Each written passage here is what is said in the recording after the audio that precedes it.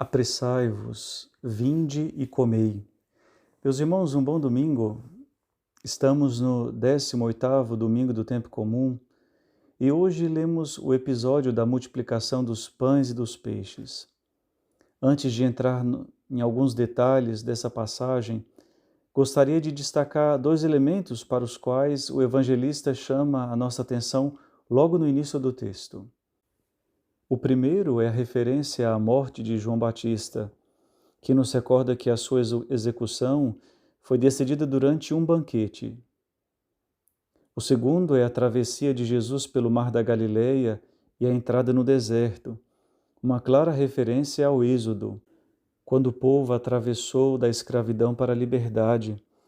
Foi ali no deserto que Deus concedeu ao seu povo o maná e fez jorrar a água para saciar sua sede. Essas são duas premissas importantes para compreendermos o Evangelho de hoje. A primeira é que Jesus é apresentado como o novo Moisés, aquele que nos conduz à verdadeira liberdade e oferece o alimento dos homens livres. Existe uma profunda ligação entre esse episódio e a Eucaristia, porque o Senhor quer nos dar o pão que sacia a nossa fome e aquela bebida que mata definitivamente a nossa sede. Ele nos conduz ao deserto justamente para nos educar. Foi num deserto que o Senhor multiplicou o pão, mas também foi em Caná da Galileia que transformou a água em vinho. Antes de oferecer aos homens o seu corpo e o seu sangue, ele nos acostumou o nosso paladar ao pão e ao vinho. Como escreveu São João Crisóstomo, ele deu gratuitamente aquilo que poderíamos ter comprado, um alimento tão simples como o pão e o vinho, para que pudéssemos compreender que não exigiria qualquer pagamento pelo dom do seu corpo e do seu sangue. Pois se era possível pagar o preço do pão e do vinho, jamais poderíamos pagar o preço do seu corpo e do seu sangue. Ele nos atraiu por meio de alimentos agradáveis ao paladar, para depois conduzir-nos ao alimento que dá vida à nossa alma. Essa é uma premissa fundamental do Evangelho de hoje. A segunda premissa é o contraste entre o banquete de Herodes e o banquete que Jesus realiza no deserto. No banquete de Herodes, por paixão e desejo desordenado, decide-se a morte de um profeta. O egoísmo, a busca do próprio prazer e a preocupação com a própria imagem diante dos homens silenciam a voz da verdade. Ali, a paixão vence a compaixão. O ego destrói a misericórdia que gera a vida. Já o banquete de Jesus conduz-nos da paixão à compaixão. Muitas vezes somos conduzidos pelas paixões para lugares de morte e de divisão. Mas o Senhor, porém, nos conduz à sua compaixão. Ele faz da compaixão um alimento oferecido para a vida dos irmãos. E é justamente aqui que precisamos falar da origem da compaixão de Jesus.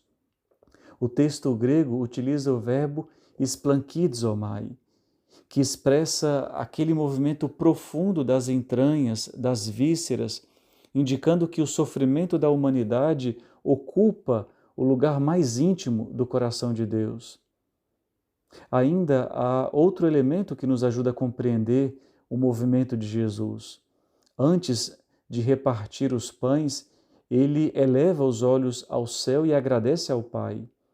Esse olhar manifesta a perfeita comunhão entre o Filho e o Pai, o desejo que os homens tenham vida e vida em abundância nasce do próprio coração de Deus. Aquele que nos criou não nos fez apenas para sobreviver neste mundo, mas nos concedeu uma vida plena, abundante. Nos fez já experimentar de modo antecipado aquilo que nós iremos contemplar em plenitude na eternidade. Aqui está a origem do movimento da graça. Tudo nasce em Deus. Em Jesus existe uma urgência, a urgência desse amor diante do sofrimento do povo.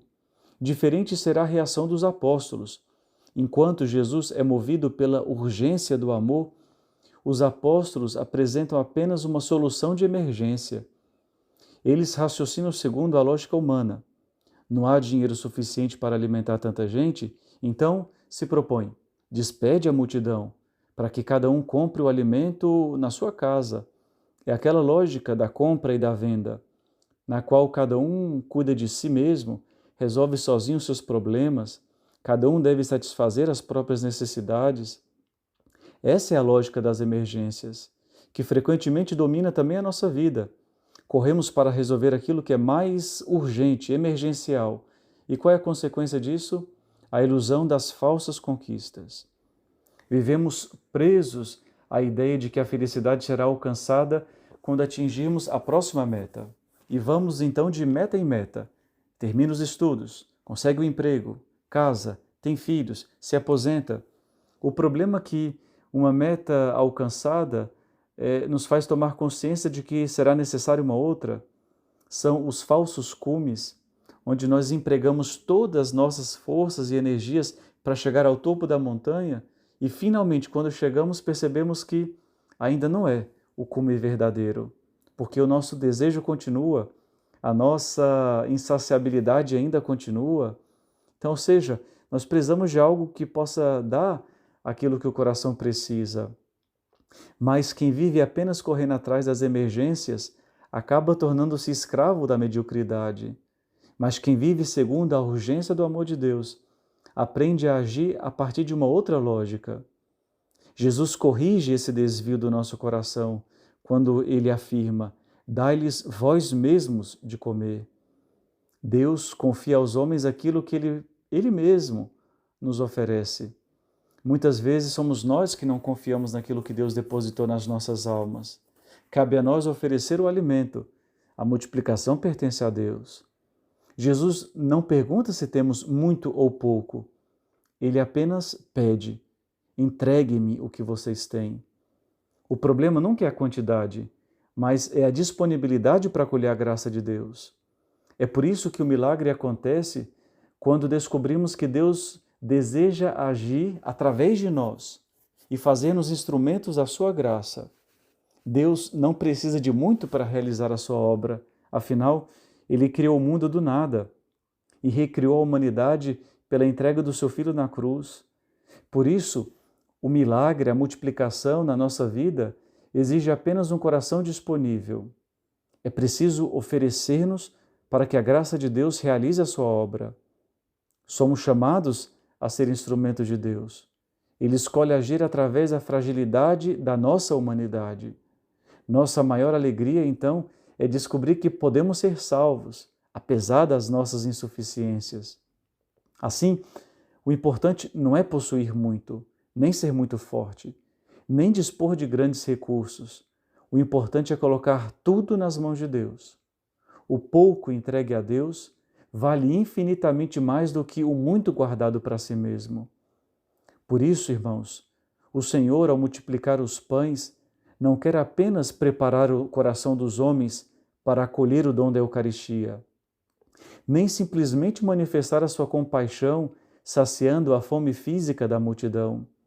A multiplicação dos pães e dos peixes é, sobretudo, uma pedagogia dirigida aos seus discípulos. Ela lhes ensina que Deus quis precisar da colaboração humana em sua obra e que age precisamente através da sua insuficiência. Deus sempre trabalha com 5 pães e 2 peixes. Foi assim ao longo de toda a história da Igreja. Quando a humanidade estava mergulhada na fome provocada do pecado e da distância de Deus, Ele suscita os pães e os peixes nos santos, nos fundadores de congregações, nos santos bispos, nos santos leigos, e é nessa pobreza, nesse pequeno fermento lançado na massa, como ouvimos no domingo passado, que Deus realiza a sua grande obra. Meus irmãos, não importa o quanto você possui. O que realmente importa é o quanto você está disposto a oferecer a Deus e a permitir que Deus realize a sua obra através de você. Meus irmãos, tenham todos uma boa semana e que Deus vos abençoe. Em nome do Pai, do Filho, do Espírito Santo. Amém.